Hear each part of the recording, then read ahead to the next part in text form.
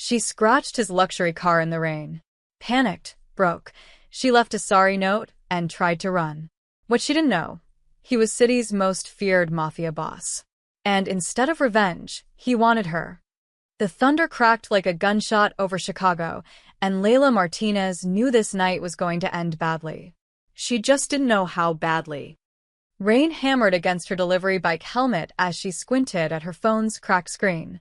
$3.47 in tips after 8 hours of racing through the storm. The math was brutal. She needed at least $50 tonight to avoid getting another threatening notice from her landlord. One more delivery, she whispered, her breath fogging inside her helmet. Just one more. The GPS led her into the warehouse district, where streetlights were more suggestion than reality. Her bike's headlight cut through the darkness like a dying flashlight, illuminating nothing but rain and shadows. The address seemed wrong. Who ordered pizza to a place like this? She turned into what looked like an alley, following the blue on her screen. The narrow passage was so dark she could barely see 3 feet ahead. Something felt wrong, but Layla had learned long ago that when you're broke, you don't get to trust your instincts. You just survive. That's when she saw it. A sleek black car materialized from the shadows like something from a nightmare, parked sideways, blocking half the alley. She yanked her handlebars hard right, but the rain had turned the asphalt into an ice rink. Her bike skidded sideways, and she heard the sickening scrape of metal against metal. The sound echoed through the alley like a scream. Layla's heart stopped. She stumbled off her bike, rushing to the car's side where a 3-inch scratch now marred the perfect black paint. Even in the dim light, she could tell this wasn't just any car. This was the kind of vehicle that cost more than most people's houses. "Oh God, oh God, oh God," she muttered, pulling out her phone to use as a flashlight.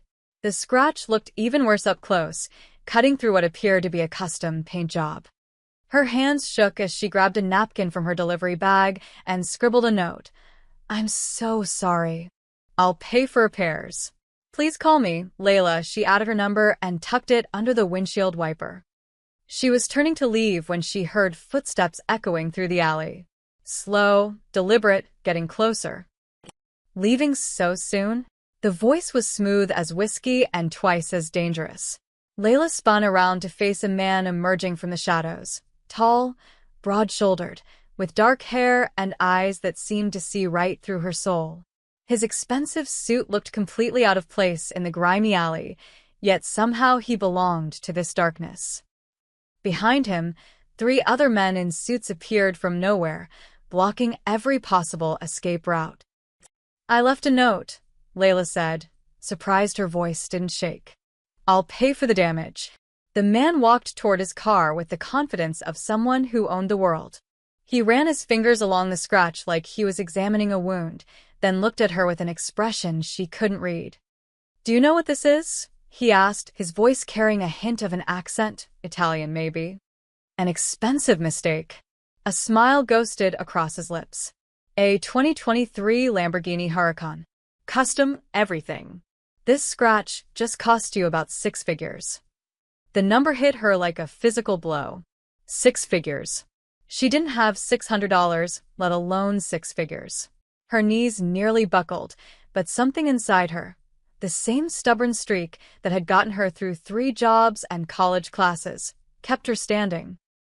"Then I guess I'll be paying it off for the rest of my life," she said, lifting her chin. "But I'll pay it." That's when something shifted in his eyes. The coldness flickered, replaced by something that looked almost like interest. "Most people who damage my property beg," he said, stepping closer. "Or run. You're doing neither. Begging won't fix your car, and running won't solve my problem." He laughed.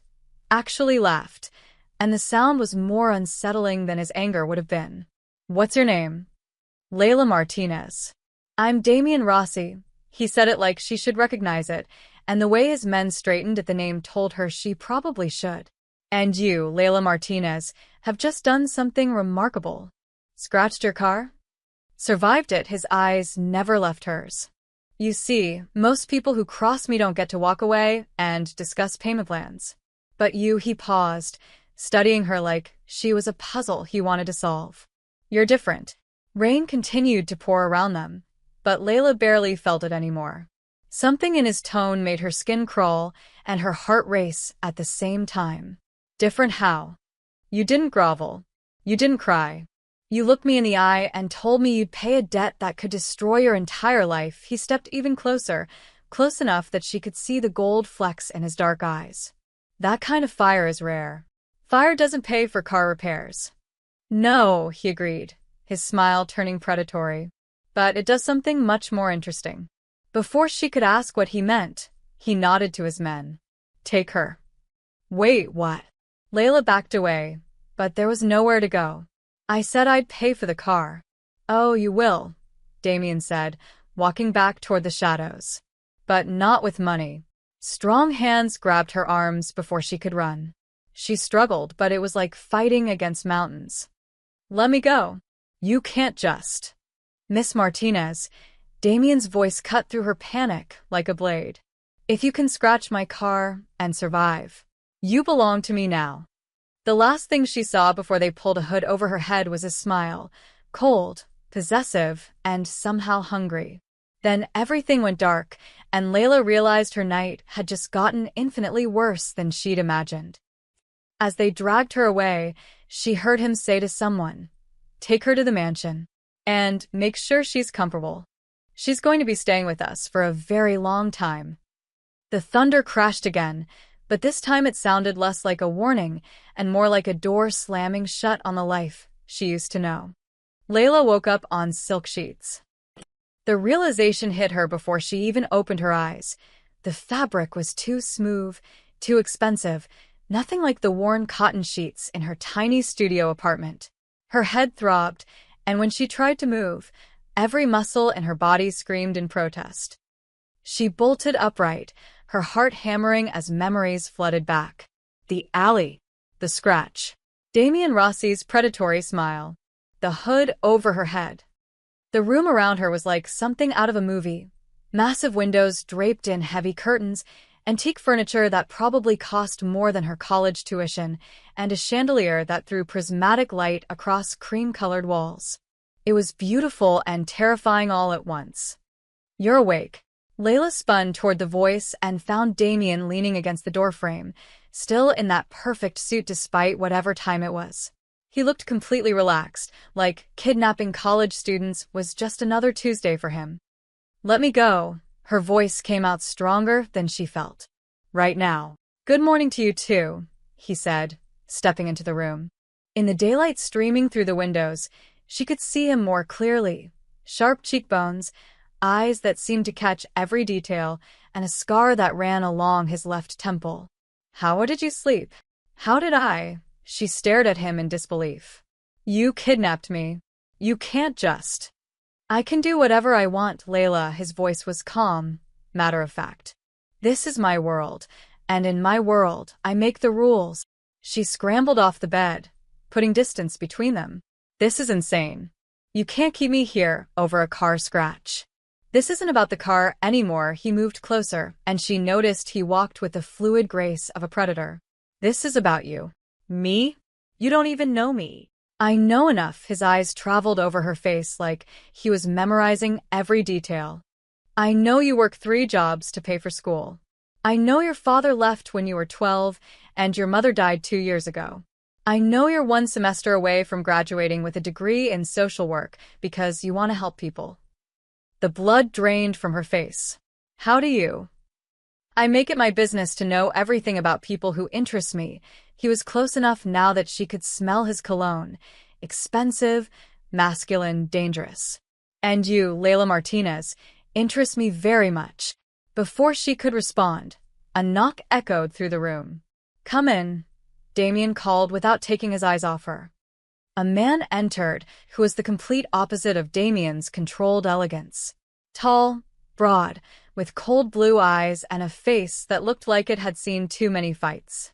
He glanced at Layla with open disgust. This is Victor Kane, my right-hand man, Damien said. Victor, meet Layla. Victor's lips curled into something that might have been a smile on anyone else but looked like a threat on him.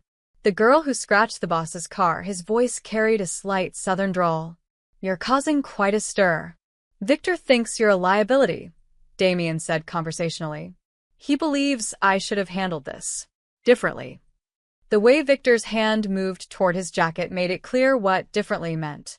Layla's knees went weak. But I told him, Damien continued, that you're under my protection now. Aren't you, Layla? It wasn't really a question. I want to go home. This is your home now. Damien's tone was gentle, but there was steel underneath. You're safe here, but you're not free. Do you understand the difference? Safe from what? Victor and Damien exchanged a look that made her stomach drop. From people who would use you to hurt me, Damien said finally. The moment you entered my world, you became a target. I didn't enter your world. I scratched your car by accident. Accidents have consequences. He reached out and touched her cheek, and she was horrified by the way her skin tingled at the contact. Sometimes beautiful ones. She jerked away from his touch. You're insane. Probably, he smiled, and for a moment, he looked almost boyish. Maria will bring you breakfast. I suggest you eat. You'll need your strength. For what? For adjusting to your new life. He headed toward the door, Victor following. Oh, and Layla? Don't try to leave. For your own safety. The door closed with a soft click, and she heard the unmistakable sound of a lock turning. Layla ran to the windows, pushing aside the heavy curtains. The view took her breath away. Manicured gardens stretched for acres, surrounded by high walls topped with razor wire. She was 3 stories up with no fire escape in sight. But as she studied the grounds, something else caught her attention. A black SUV parked just outside the main gate, and another one across the street. Men in dark clothing stood near them, watching the mansion with the patience of hunters. Her blood ran cold. Damien had said she was a target now. Were those his enemies? A soft knock interrupted her thoughts. Miss Martinez? A woman's voice, gentle and accented. I have breakfast for you. A middle-aged Latina woman entered, carrying a silver tray. She had kind eyes and worry lines around them. I'm Maria, she said, setting the tray on a small table. I manage the household. Maria, please, Layla rushed to her. You have to help me. I don't belong here. Maria's expression grew sad. Child, I wish I could. But Mr. Rossi, when he decides something, that's how it is. Best you can do is try to understand him. Understand him? He kidnapped me. He also saved your life, Maria said quietly. Those men outside? They've been watching for 2 days. If you were still in your apartment, she shuddered. Mr. Rossi has enemies. Dangerous ones. After Maria left, Layla sat on the bed, her mind racing. 2 days. She'd been unconscious for 2 days? And there were people watching the mansion, people who apparently wanted to hurt her to get to Damien. She thought about her tiny apartment, her delivery job, her normal life that now seemed like a dream. Then she looked around the luxurious prison where she'd apparently become a pawn in some deadly game she didn't understand. One thing was certain, she had to find a way out of this before it got her killed.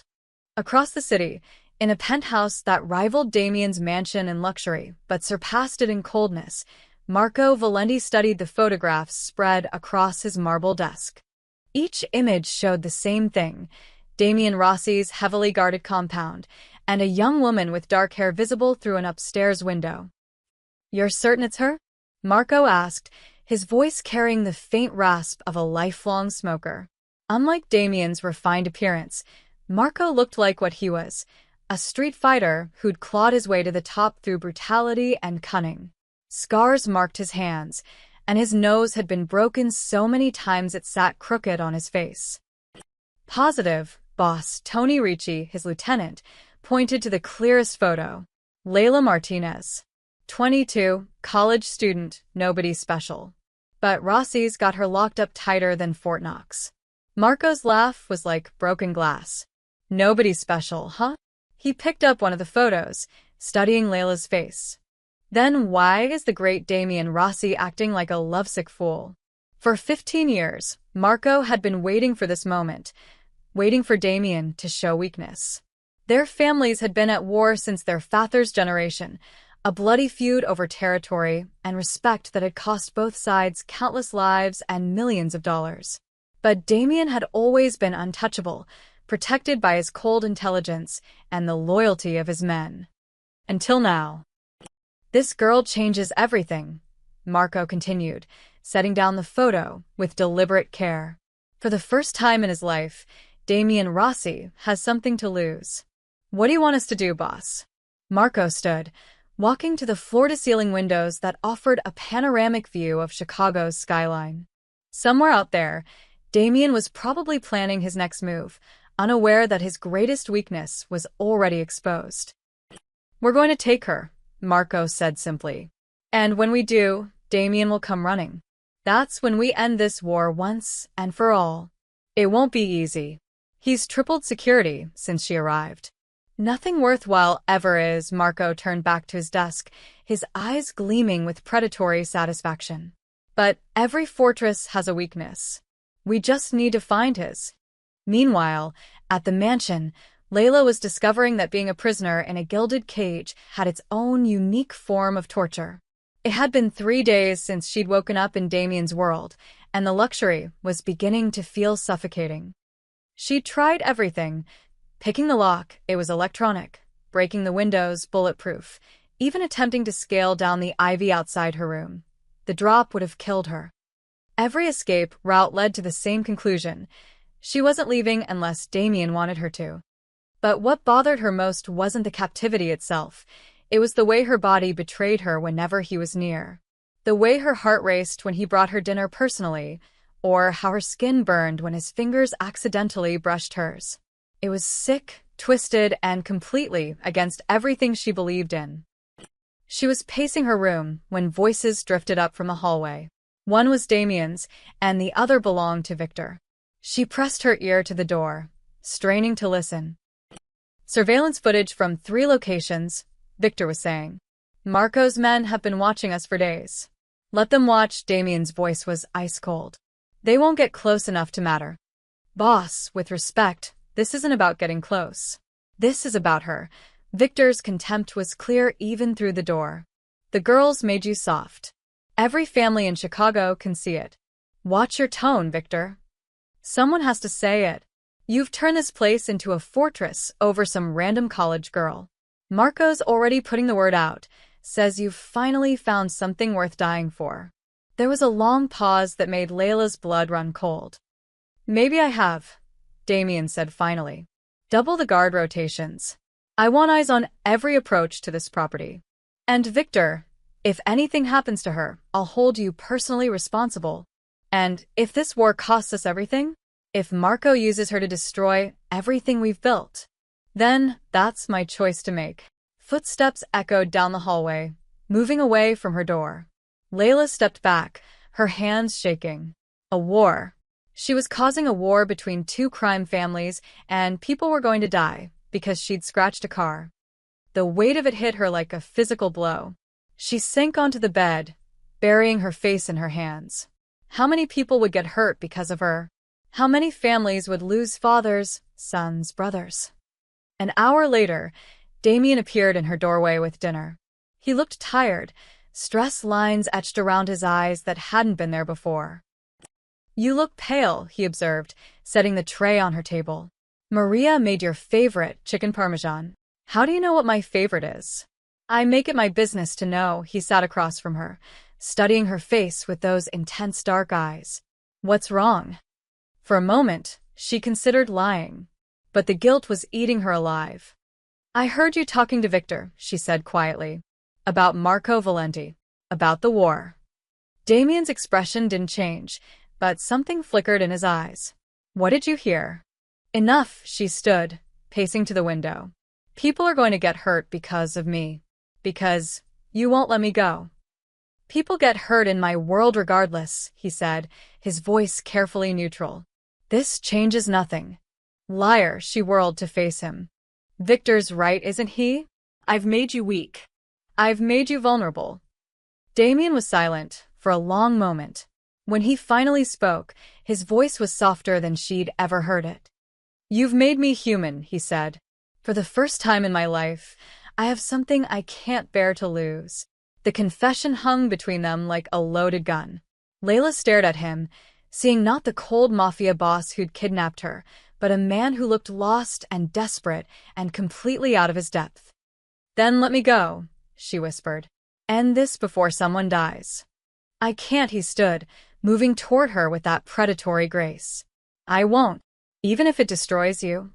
His hand cupped her cheek, thumb brushing across her skin with devastating gentleness.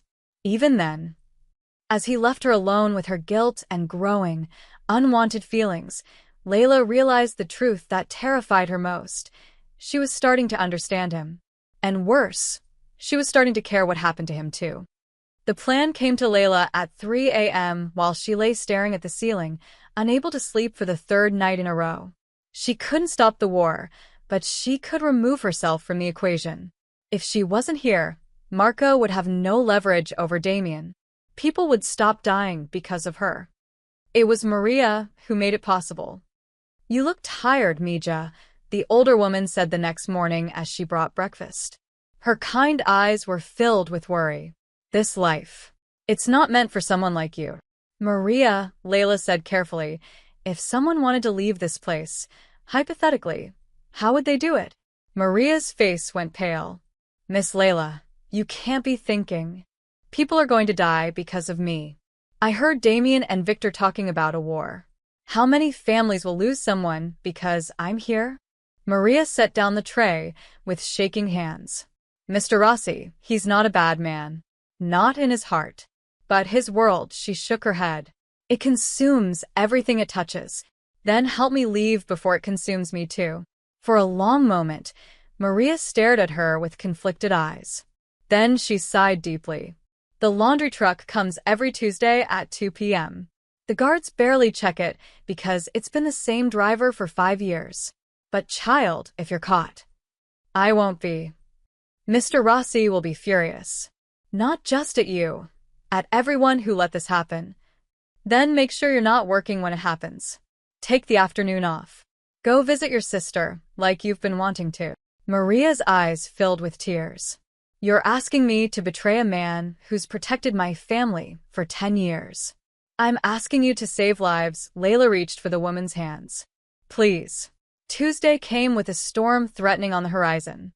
Layla had spent the morning acting normal, eating breakfast, reading in the library, even engaging in polite conversation when Damien stopped by to check on her. She hated how easily the lies came, how natural it felt to smile while planning her escape. At 1:45 p.m., she made her move. The hallways were quieter than usual. Maria had apparently convinced several other staff members to take the afternoon off with her. Layla slipped from her room and made her way toward the service corridors she'd memorized during her captivity. Her heart hammered as she reached the laundry room. Through the small window, she could see the truck pulling up to the service entrance. The driver, a burly man in his 50s, was already unloading fresh linens. Layla waited until he disappeared inside, then slipped out the back door and into the truck. She buried herself under a pile of dirty sheets, the smell of industrial detergent burning her nostrils. Minutes felt like hours as she listened to boxes being loaded around her. Finally, the engine started. The truck rolled forward, and Layla allowed herself a moment of hope. She was actually doing it. She was escaping. In 20 minutes, she'd be far enough away to call the police, to disappear back into her normal life. The truck stopped. Voices outside, angry, urgent. The back doors flew open, and hands reached in, tearing away the sheets that hid her. Well, a voice said, gravelly and cold. "What do we have here?" Layla found herself staring into the scarred face of Marco Valeni. Behind him stood 4 men with guns drawn, all wearing expressions of predatory satisfaction. "Layla Martinez," Marco continued, hauling her from the truck. "Damien's little pet. You just made this very easy for us." Terror flooded through her. "I don't know what you want, but—" "Oh, I think you know exactly what I want." Marco's grip on her arm was painful enough to leave bruises. "You're going to help me send a message to your boyfriend. They were dragging her toward a black SUV when the shooting started. Gunfire erupted from 3 directions at once. Damien's men appeared from behind cars, buildings, shadows, as if they'd been waiting for exactly this moment. Marco cursed, pushing Layla behind the truck as bullets sparked off metal around them. "Kill them all," Marco shouted to his men. "But keep the girl alive."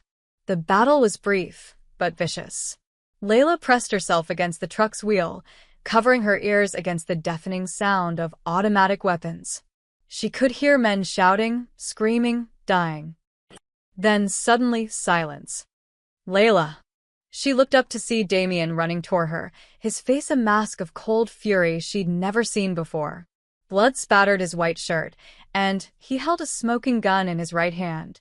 Behind him, Victor and 6 other men were zip-tying the few surviving members of Marco's crew.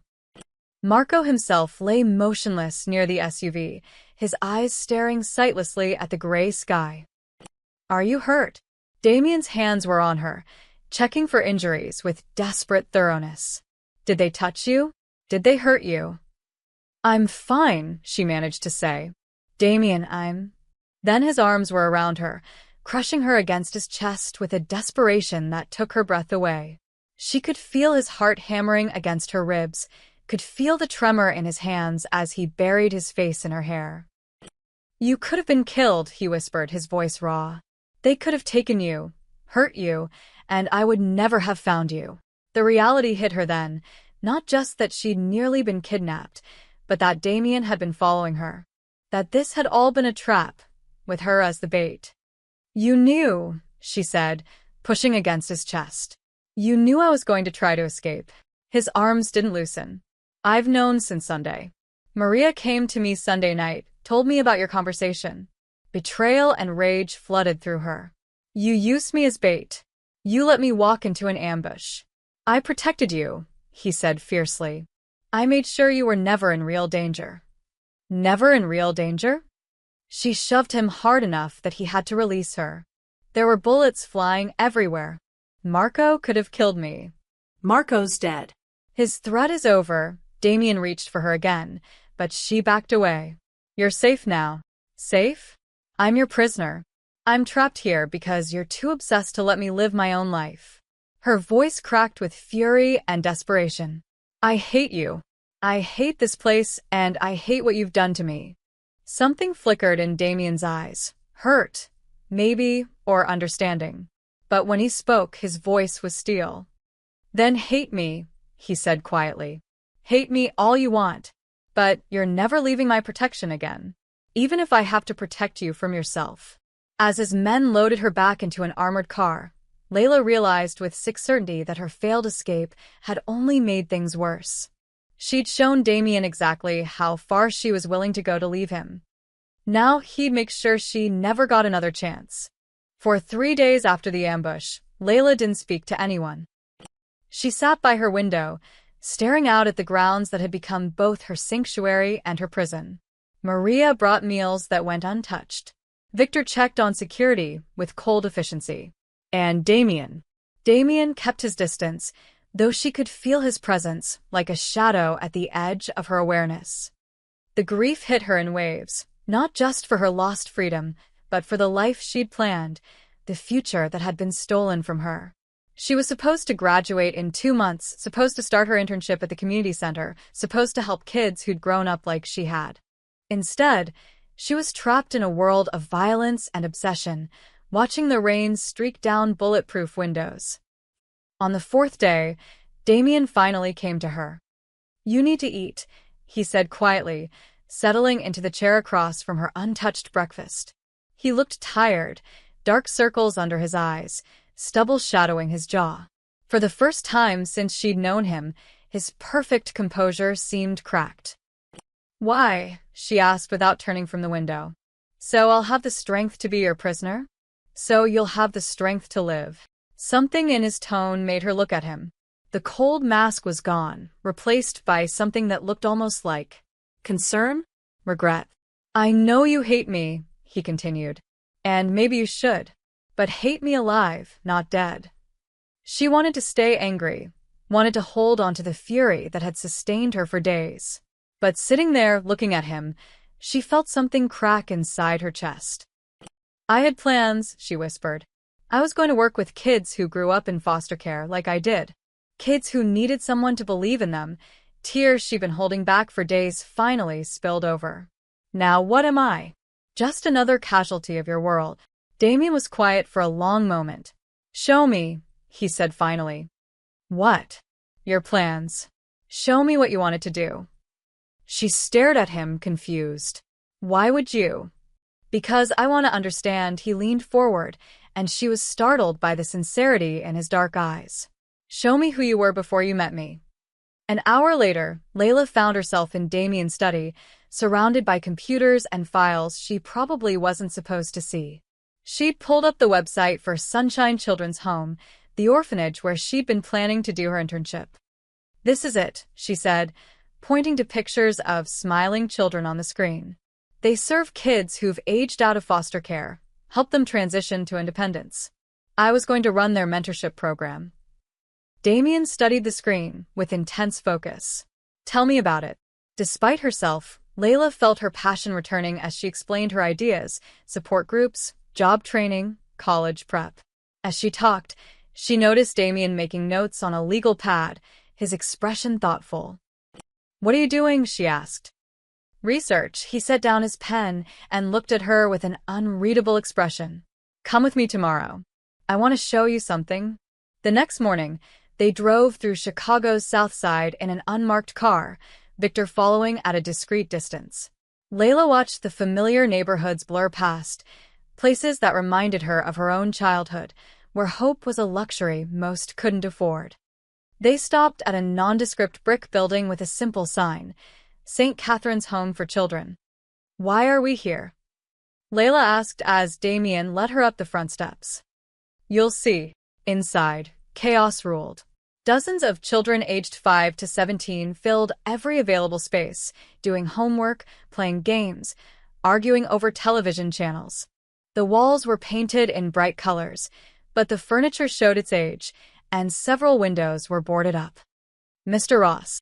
A woman in her 60s hurried over, her face lighting up. "We weren't expecting you today." Layla noticed she called him Ross, not Rossi. "Sister Margaret, I'd like you to meet Layla Martinez. She's a friend who's interested in youth services."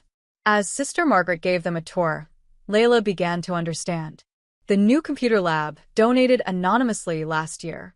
The renovated kitchen, funded by a private benefactor, the college scholarship fund that had sent 12 kids to university. "Your mysterious donor has been a godsend," Sister Margaret was saying. "Without his support, we would have closed 2 years ago." Damien remained silent, but Layla saw the way his eyes softened when the children ran up to greet him. How a little girl with pigtails hugged his legs without fear.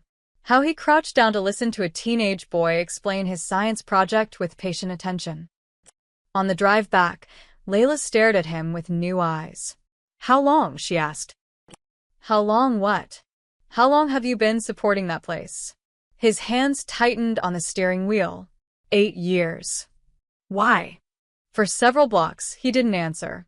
Then, quietly, "Because I used to be one of those kids." The confession hung between them like a bridge neither was ready to cross. That night, Damien found her on the mansion's balcony, wrapped in a blanket and staring at the stars. He approached slowly, like she might bolt if he moved too fast. "You don't have to tell me," she said without looking at him, "about your childhood." "Maybe I want to." He settled against the railing beside her, close enough that she could feel his warmth but not touching. "My parents died when I was 7. Car accident, or so I was told. I spent 5 years bouncing between foster homes and group facilities." "What happened when you were 12? His smile was bitter. "Vincent Rossi found me, took me in, gave me his name. Said he saw potential in a kid who'd learn not to trust anyone. He wasn't your real father. He was the only father I knew. He taught me that power was the only thing that kept you safe. That if you let people close, they'd either leave you or use your feelings against you." Damien turned to face her fully. He was right about most things. but maybe not everything. The air between them seemed charged with electricity. Layla found herself studying the sharp lines of his face in the moonlight, remembering how he'd held her after the ambush, how his hands had shaken with fear for her safety. "You're not what I expected," she admitted softly. "What did you expect?" "A monster." She tucked a strand of hair behind her ear, suddenly self-conscious. But monsters don't run secret charities. They don't remember that a little girl likes her pancakes shaped like butterflies. His eyes dropped to her lips, then back to her eyes. "Maybe I am a monster. Maybe I'm just a monster who wants to be better for you." The honesty in his voice made her breath catch. Without thinking, she stepped closer, drawn by something she couldn't name. He reached up, cupping her face with hands that could kill but touched her like she was made of spun glass. "Layla," he whispered, and her name on his lips sounded like a prayer. She should pull away, should remember that he was her captor, that he'd stolen her life and her choices. But when she looked into his eyes, she saw the boy who'd learned not to trust anyone, the man who hid his kindness behind ruthless efficiency.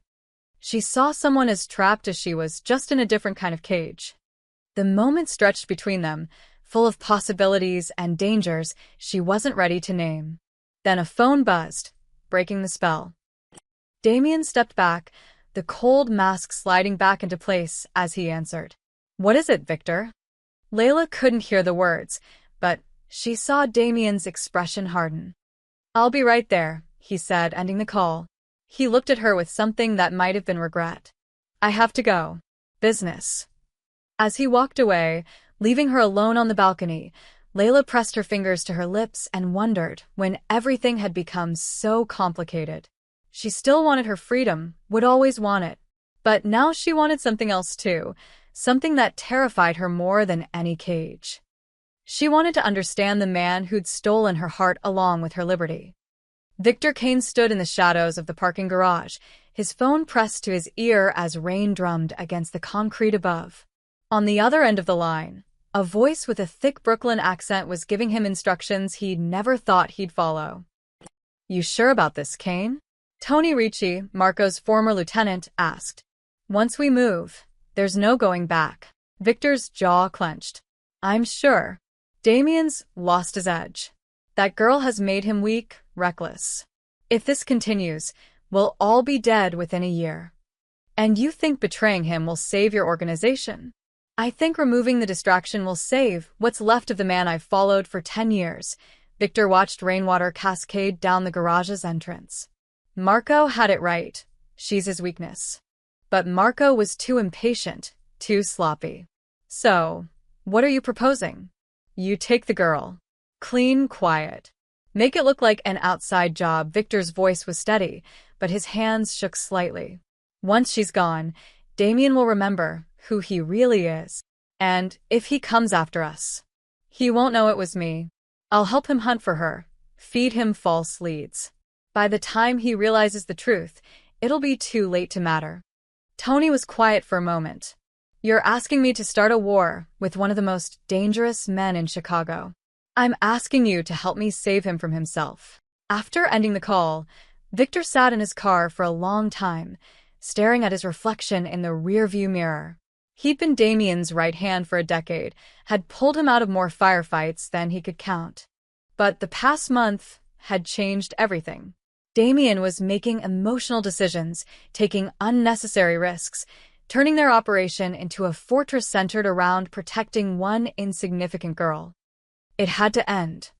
2 floors above the garage, Damien stared out his office window, a strange unease settling in his chest. Something felt wrong, not wrong enough to identify, but present like a low-frequency hum at the edge of his consciousness. He'd just finished reviewing security reports when Victor knocked on his door. "Come in." Victor entered with his usual military bearing, but something in his posture seemed different. More rigid, more formal. "Boss, I think we should consider moving the girl," Victor said without preamble.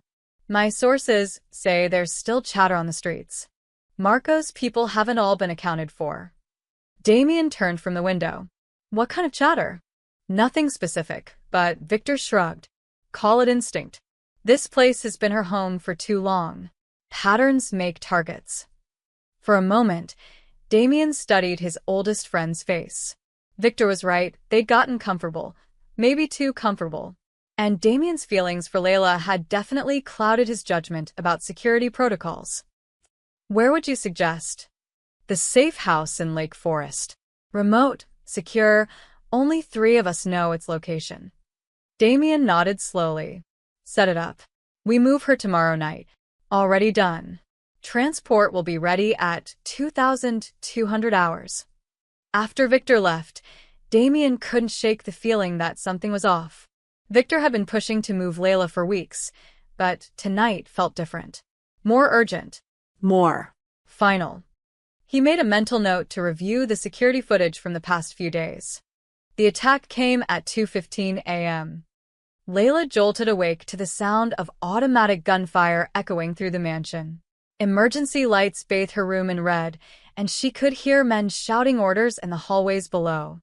Her door burst open, and Damien appeared, hair disheveled, shirt partially unbuttoned, gun in hand. We need to go. Now he grabbed her arm, pulling her from the bed. There's been a breach. What's happening? Marco's people.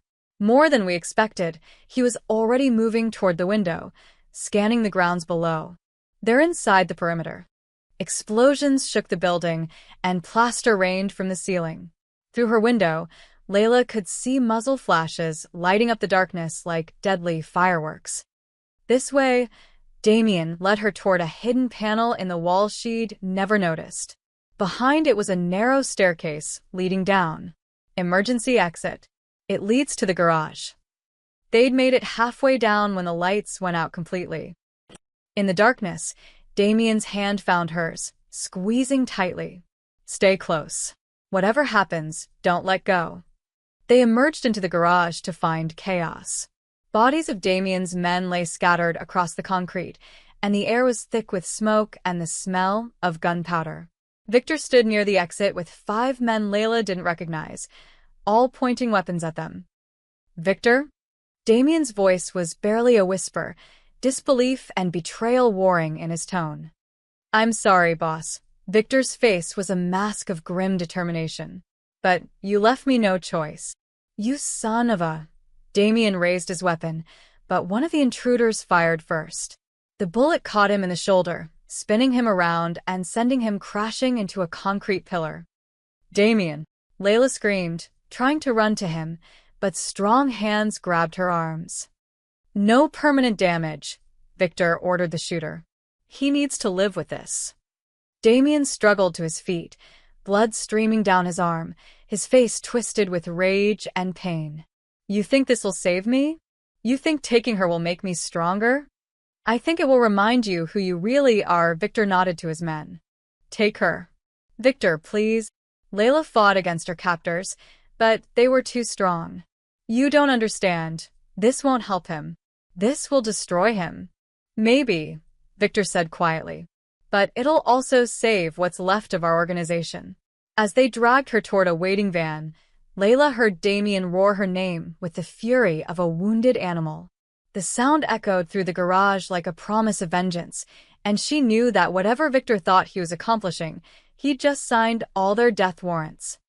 The van doors slammed shut, cutting off her view of Damien, trying desperately to crawl toward her despite his wounds.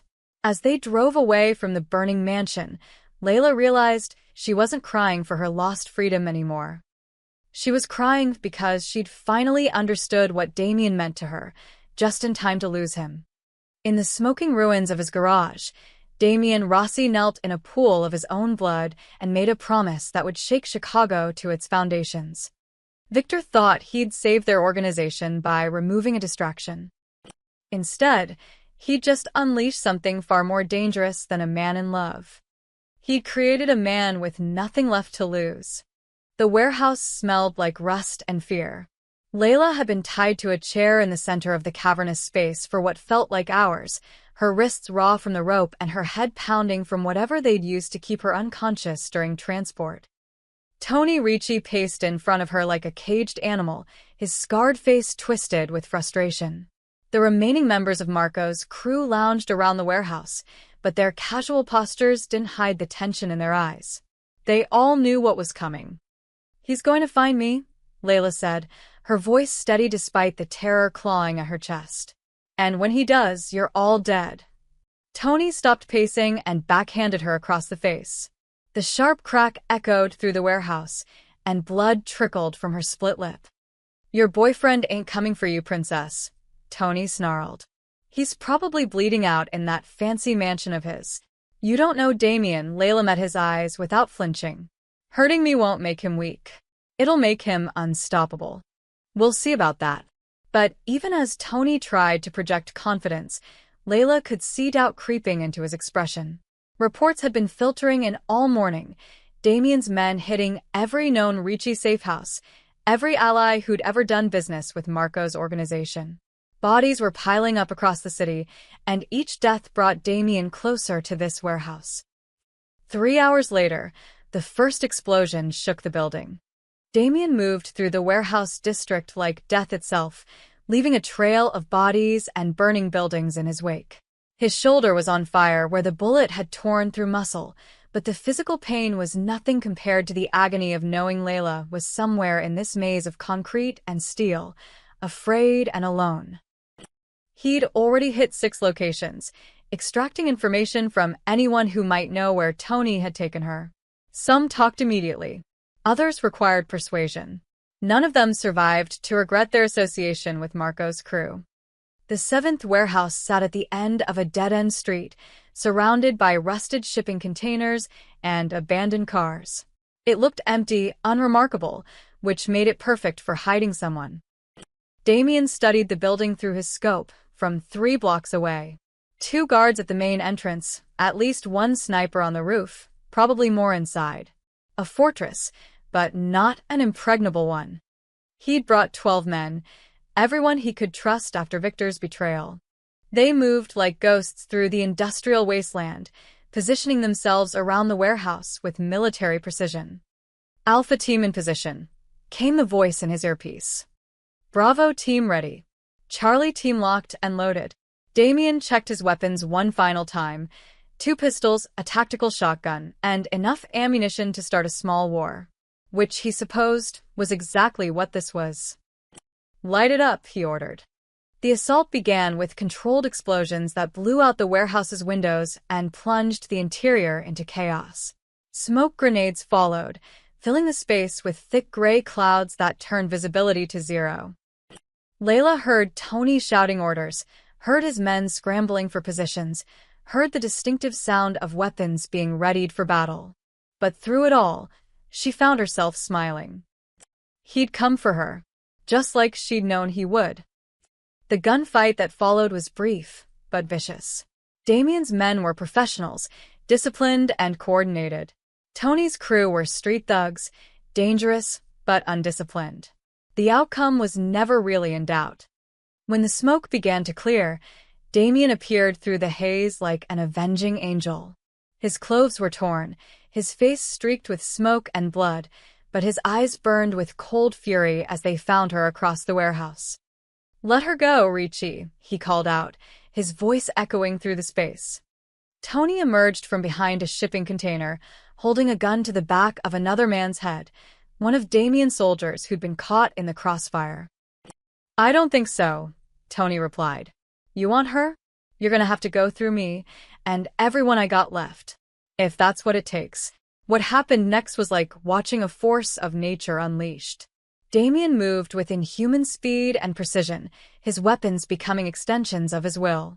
He flowed through the warehouse like water, adapting to every obstacle, every threat. One by one, Tony's remaining men fell. Some tried to run. Some tried to fight. None of them made it to the exits. Finally, it was just Damien and Tony, facing each other across the warehouse floor while Layla watched from her chair, still bound but no longer afraid. "You did this to yourself," Tony said, desperation creeping into his voice. "You chose some nobody girl over your own organization.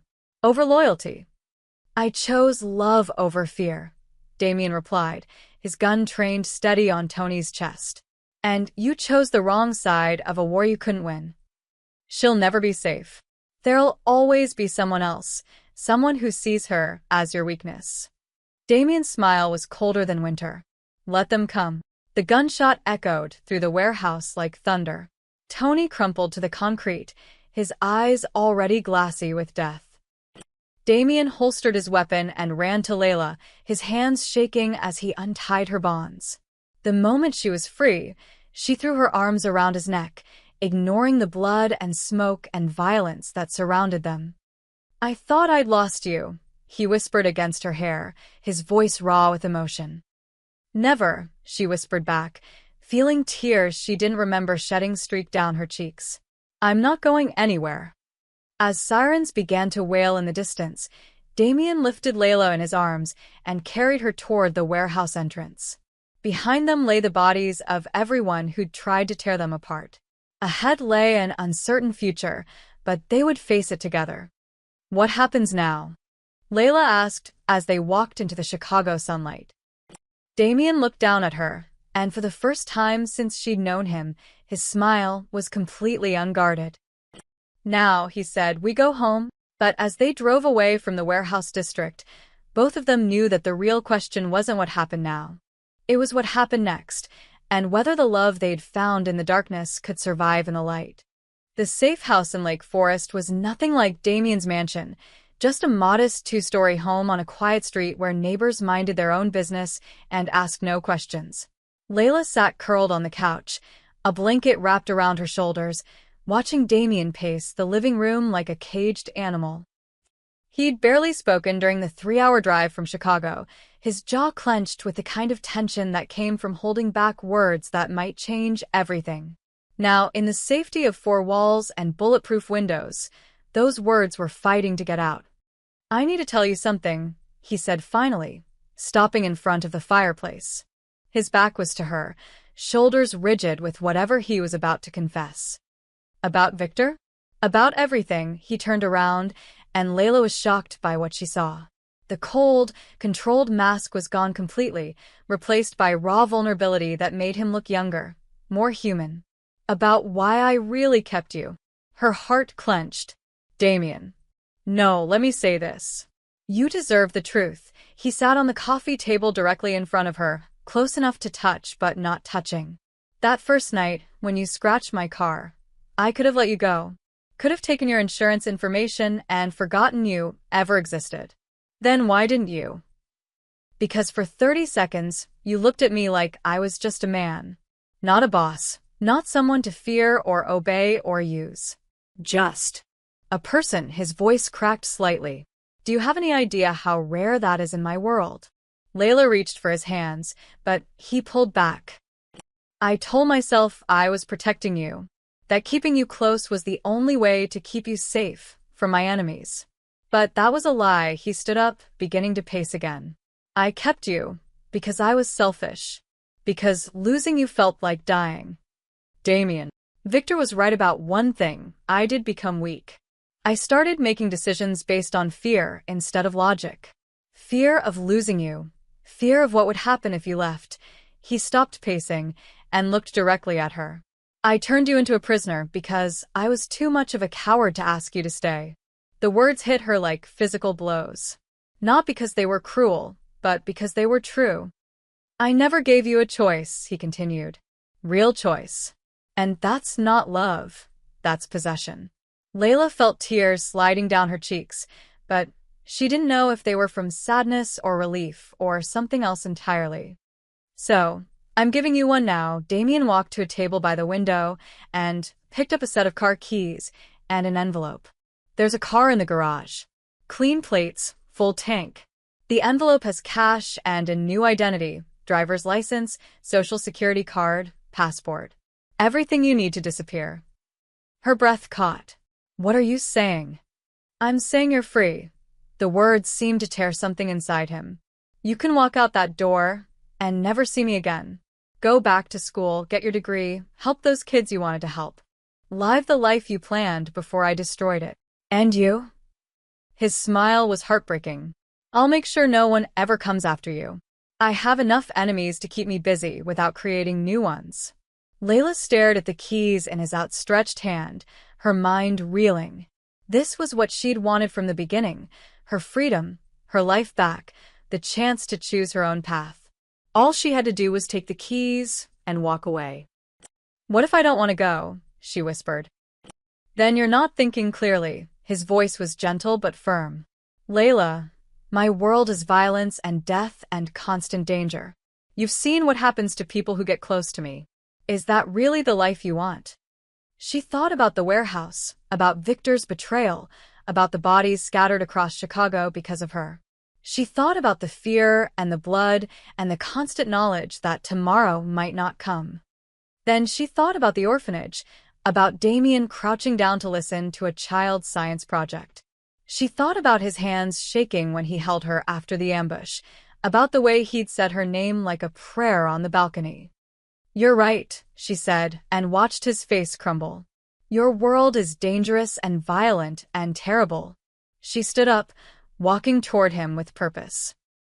"But it's also where you are," she continued, her voice growing stronger with each word. "And you're the man who sees potential in throwaway kids. Who remembers that I like my pancakes shaped like butterflies. Who was willing to start a war to get me back."